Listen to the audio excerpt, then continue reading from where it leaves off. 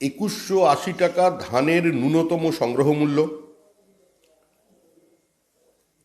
যদি উৎপাদিত পণ্য নিকটবর্তী সংগ্রহ কেন্দ্রে নিয়ে যায়, সেখানে কুইন্টাল প্রতি 20 টাকা বোনাস দেওয়ার অবস্থান হচ্ছে সরকারের।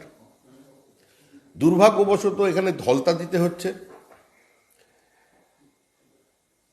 যে ন্যূনতম মাত্র 20 টাকা বোনাস, সেটাও অধিকাংশ ক্ষেত্রে কৃষকরা পাচ্ছেন না। 70 লক্ষ মেট্রিক টন ধান কেনার লক্ষ্যমাত্রা স্থির করেছে সরকার। এখন পর্যন্ত 4 লক্ষ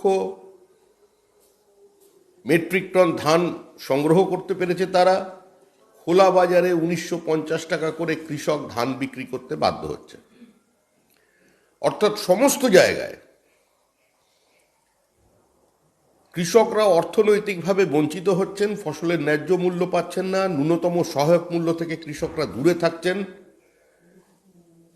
এবং প্রকাশ্যে কোনো কোনো ক্ষেত্রে পরোক্ষে মধ্যস্বত্বভোগী এবং দালালরা সক্রিয় আছে, যারা পশ্চিমবঙ্গে বলেছিলেন কৃষকের ফসলের ন্যূনতম সংগ্রহ মূল্য পাইয়ে দেবার ব্যবস্থা করবেন।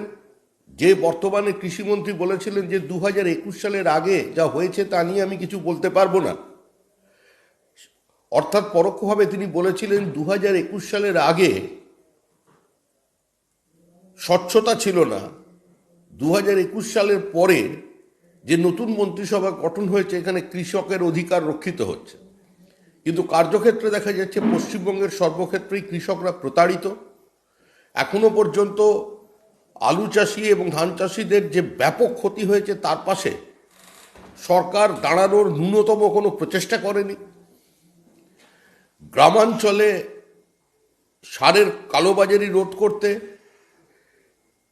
কিংবা কীটনাশকের মূল্যকে একটি নির্দিষ্ট জায়গায় নিয়ে আসতে এই সরকারের কোনো ভূমিকা নেই। এই সরকার তার কৃষক বিরোধী অবস্থানকে কোনো মতে বদলাতে পারছে না। সরকারের যেটা আছে সেটা হচ্ছে সম্পূর্ণভাবেই ঘোষণা সর্বস্ব। উত্তরবঙ্গে গিয়ে মুখ্যমন্ত্রী ঘোষণা করে দিয়ে এলেন, উত্তরবঙ্গের চা বাগানের বর্তমান অবস্থা মানুষের জানা।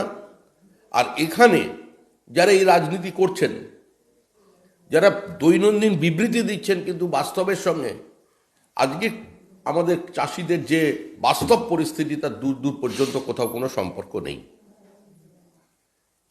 প্রশ্ন থাকলে বলো। স্টার্ট।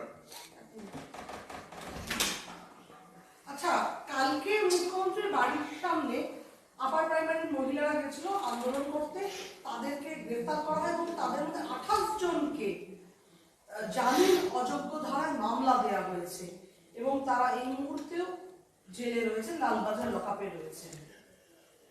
দেখুন, মুখ্যমন্ত্রীর বাসভবনের সামনে নিরাপত্তা একটা অত্যন্ত গুরুত্বপূর্ণ বিষয়, কিন্তু আন্দোলনকারীরা আজকে তাদের আন্দোলনকে যে পর্যায়ে নিয়ে গেছেন, তাদের হতাশা, তাদের ক্ষোভের বহিঃপ্রকাশের জন্য তারা হয়তো প্রতীকী একটা দেখাতে গিয়েছিলেন মুখ্যমন্ত্রীর বাড়ির সামনে, যাতে মুখ্যমন্ত্রীর বাড়ির সামনে এই বিক্ষোভ হলে স্বাভাবিকভাবেই সেটা নজর কাড়বে এবং সেটা একটা ভিন্ন মাত্রা পাবে।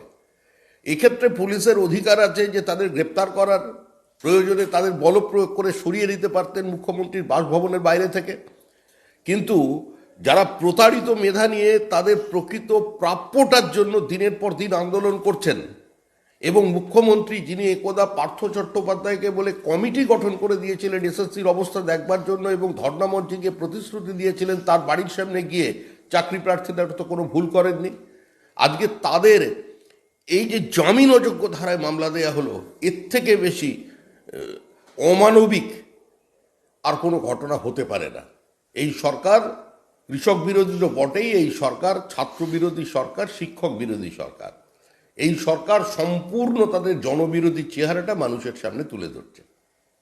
চাকরি প্রার্থী যারা টেট পাস করেছেন, এমনকি 2022 অর্থাৎ গত বছর উত্তীর্ণ, তাদেরও এখনো পর্যন্ত নিয়োগ হয়নি। তারা গতকাল নিজেদের মুখে কালীদ্বীপের বিকাশ ভবনের সামনে বিক্ষোভ দেখিয়েছে সেই চাকরির দাবিতে। তাহলে আবার একটা টেট পরীক্ষা হবে, এটা কার সাথে এবং কেন? এই মুহূর্তে স্কুল সার্ভিসের ক্ষেত্রে সরকার সম্পূর্ণভাবে নিয়ন্ত্রণ হারিয়ে ফেলেছে। পুরো ব্যবস্থাটাকে ধ্বংস করেছে সরকার। এর একমাত্র কারণ হচ্ছে প্রাতিষ্ঠানিক দুর্নীতি। আজকে দুর্নীতির কারণেই মানুষ তার ন্যায্য দাবি নিয়ে আদালতের দরজায় পৌঁছচ্ছে, আইনের দীর্ঘসূত্রিতা বাড়ছে। সরকার এগিয়ে এসে সমস্ত স্টেক হোল্ডারদের নিয়ে আদালতের মধ্যস্থতায় যদি কোনো পদক্ষেপ না নেয়, তাহলে এই সমস্যার সমাধান কোনোদিন হবে না। একটার পর একটা স্কুল বন্ধ হচ্ছে, হাজার হাজার স্কুলে প্রধান শিক্ষক নেই। এই পরিস্থিতি তৈরি হয়ে গেছে পশ্চিমবঙ্গে। আজকে গোটা স্কুল শিক্ষা ব্যবস্থাটা ধ্বংস করে দিয়েছে গত 10 বছরে তৃণমূল কংগ্রেস সরকার। তৃণমূল সরকার যদি মনে করে এই পরিস্থিতির পরিবর্তন করতে তারা চায়, তাহলে মুখ্যমন্ত্রীকে সদর্থক ভূমিকা নিতে হবে, মুখ্যমন্ত্রীকে সক্রিয় হতে হবে।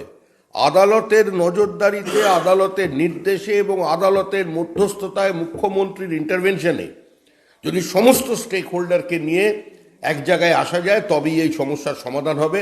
না হলে আইনি দীর্ঘসূত্রিতা বাড়বে, আর যারা প্রতারিত আছে তারা প্রতারিত থাকবেন। একটার পর একটা স্কুল বন্ধ হবে, বেসরকারীকরণ বাড়বে।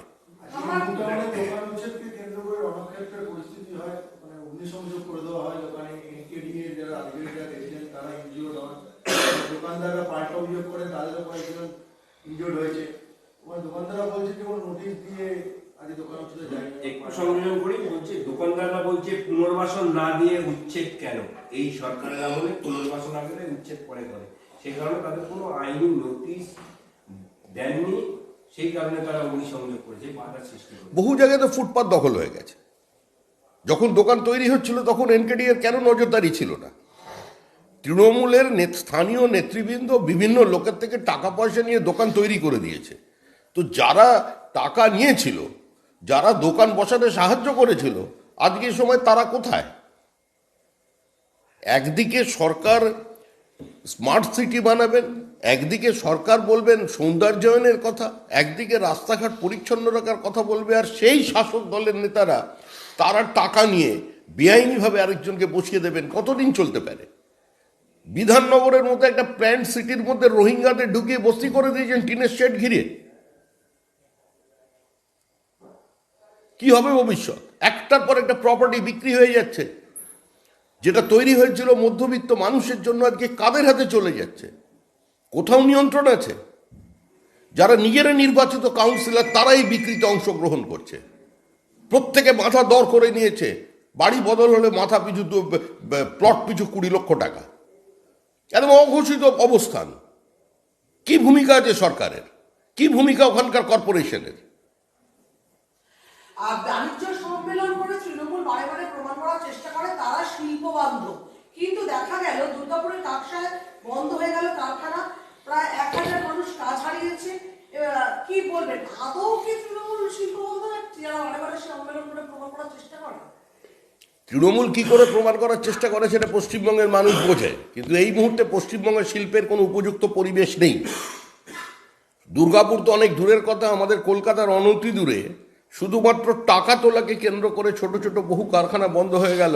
আজকে কল্যাণী এক্সপ্রেসওয়ের পাশে সর্বত্র তো একই অবস্থান চলছে। একটা নিয়ন্ত্রণহীন সমাজ তৈরি হয়ে গেছে। প্রশাসনের নিয়ন্ত্রণ নেই, দলের নিয়ন্ত্রণ নেই তার কর্মীদের ওপরে, যে যা পারছে গায়ের জোরে চালিয়ে যাচ্ছে। আর তার পরিস্থিতি হচ্ছে পশ্চিমবঙ্গ থেকে শিল্প ভিন রাজ্যে পাড়ি দিয়ে চলে যাচ্ছে। যেটুকু শিল্প বেঁচে আছে, যে পুঁজি আমাদের রাজ্য থেকে তৈরি করেছে শিল্পপতিরা, আজকে তারা ভিন রাজ্যে সরিয়ে নিয়ে যাচ্ছেন। অর্জুন সিং এবং সোমনাথ সেভেন লড়াই, দলের ক্ষতি হচ্ছে। সোমনাথ বলছে অর্জুন অ্যারেস্ট হবে, অর্জুন দলকে জানিয়েছে, এবং দল ব্যবস্থা না নিলে হুগলি এবং আসানসোলে হারবে দল, এমনটাই মন্তব্য করছেন অর্জুন সিং। হুগলি এবং আসানসোল অনেক দূর। দেখুন, এটা তৃণমূলের পারিবারিক অশান্তি। এটাই তো তৃণমূলের সংস্কৃতি। তৃণমূল কংগ্রেসকে খুন করছে। সাংসদ নিজের দলের বিধায়কের গ্রেপ্তারি দাবি করছে, আবার বিধায়ক সাংসদের গ্রেপ্তারি দাবি করছে। প্রকাশ্যে একজন অন্যজনের বিরুদ্ধে বিবৃতি দিচ্ছে। এটাই তো তৃণমূলের পরিচিত চেহারা। সর্বত্র তৃণমূল বুঝে গেছে সময় শেষ। যখন সময়, নাও আর নেভার, যা পারো এখন টেনে নাও বাজার থেকে। আর সেই জন্যই সংঘর্ষ তৈরি হচ্ছে। চাকরি চুরি নিয়োগ বিতর্কে কুণাল ঘোষ উদ্যোগ নিচ্ছেন। আজও কুণাল ঘোষ বৈঠক করছেন চাকরি প্রার্থীদের নিয়ে। পার্থ বলছেন আমি চাইনি, কুণাল বলল তাই আমি বসেছিলাম। চাকরি প্রার্থীদের নিয়ে কুণাল ঘোষ বসছেন। চাকরি প্রার্থী যারা আছেন তাদের প্রতি সম্পূর্ণ সহানুভূতি দেখিয়ে তাদের দাবির প্রতি আমরা দলের পক্ষ থেকে সলিডারিটি জানিয়ে শুধু একটা কথাই বলতে চাই যে যেটা হচ্ছে সেটা সম্পূর্ণভাবেই তামাশা। তাদের আবেগের সঙ্গে প্রতারণা করছে তৃণমূলের নেতৃবৃন্দ। শিশির অধিকারীকে প্রণাম করায় কাকি পুরসভার পৌর প্রধান সুবল মান্নাকে শোকজ করল তৃণমূল।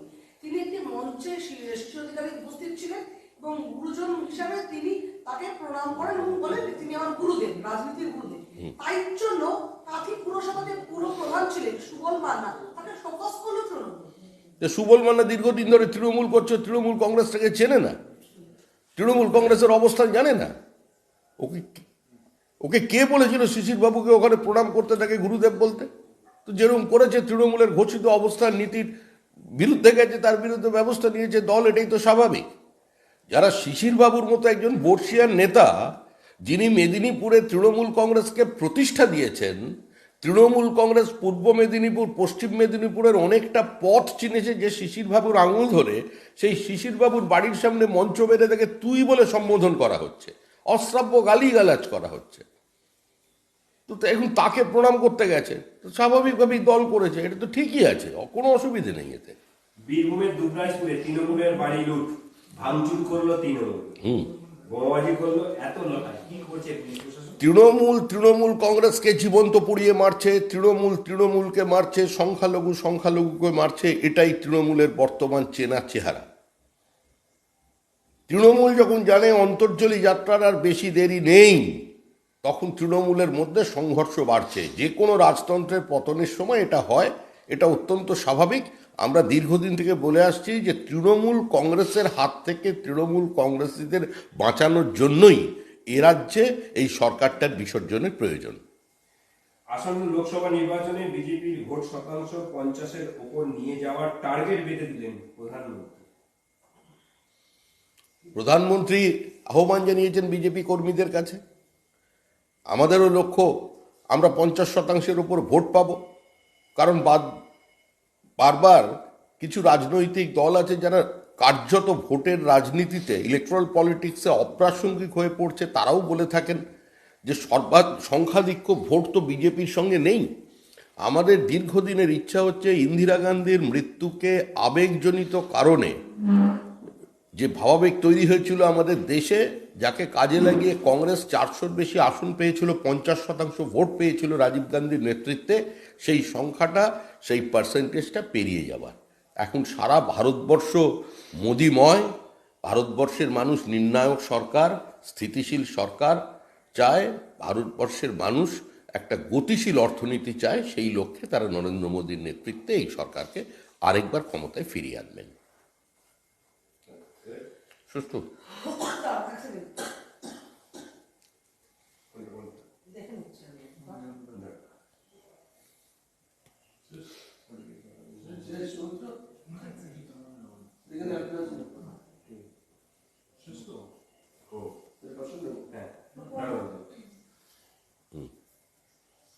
আপনাদের গীতাপাঠ অনুষ্ঠানে আপনাদের দলের সর্বভারতীয় সাধারণ সম্পাদক অনুপম হাজরা বলছেন যে টাকার বিনিময়ে ভিআইপি পাস বিক্রি হচ্ছে।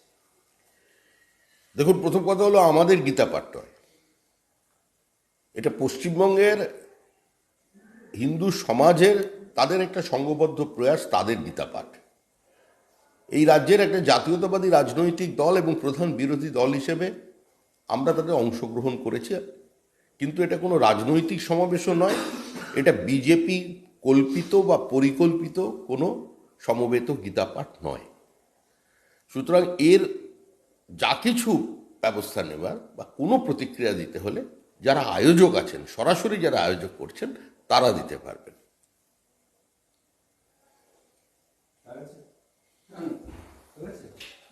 বুঝবেন দাদা